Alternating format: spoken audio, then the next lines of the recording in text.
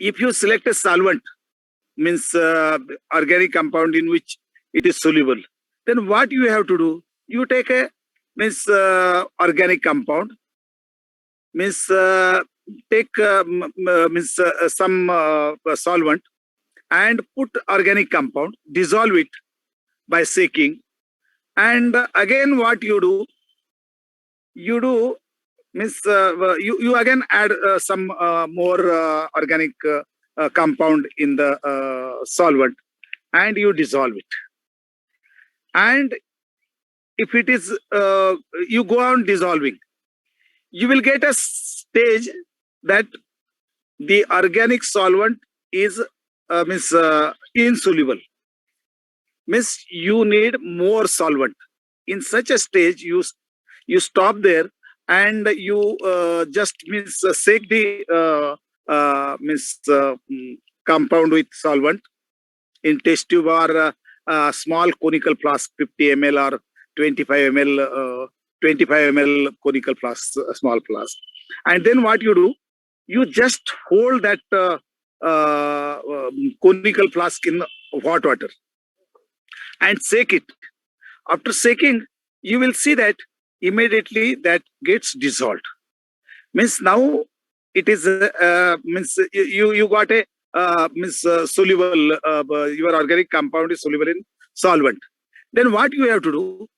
You have to means put a means aluminum paper on that, and you have to tie the means with rubber. Before doing this, you have to just add a drop of petroleum ether in that. And if you add petroleum in that, then means some turbidity you may get. And again you shake it, it will disappear. Again add some drops of petroleum ether in that. Again shake. If it is not soluble, if it remains turbid only, then you put that in means hot water, it will get dissolved. Then what you do? You do one thing, means you take a means aluminum foil, aluminum paper, and you wrap on the top of the conical flask and tie it with rubber band. You keep it in means you can keep it in your place anywhere, and it should be in a dark place. And after some times or another day, you put that mixture along with that means that solution, and you wait for some time, and or another day you can observe small crystals are grown in the conical flask. See, evaporation of the solvent is not a proper procedure. And whenever you see crystals are developed, and crystals are also of various types. Sometimes needle, sometimes fibrous, sometimes means grain size crystals are there. And what you have to do? You have to pour a mother liquor on watch glass. Means your crystals will be in conical flask, and mother liquor you pour slowly on watch glass. And the crystals which you get inside that, they are a pure one. And if some color is there, then what you have to do? Very small pet ether you can put, and you can wash the crystals. In such a way, you can develop it means various crystals. And one thing is there, these crystals are purest form of that organic compound. You can use it for various analytical purposes. Means for mass you can use, for melting point, even means simple thing which you carry out in laboratory, for that you can use, or even mass for NMR also you can send this means crystals.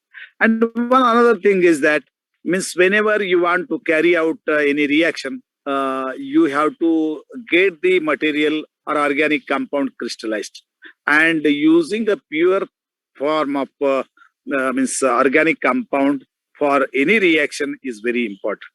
So if you consult the Vogel, means it will be very nice. Now, means these are very primary things.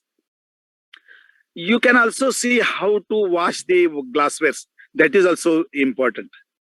At home, you wash means your utensils, which you use for your food purpose. Yes,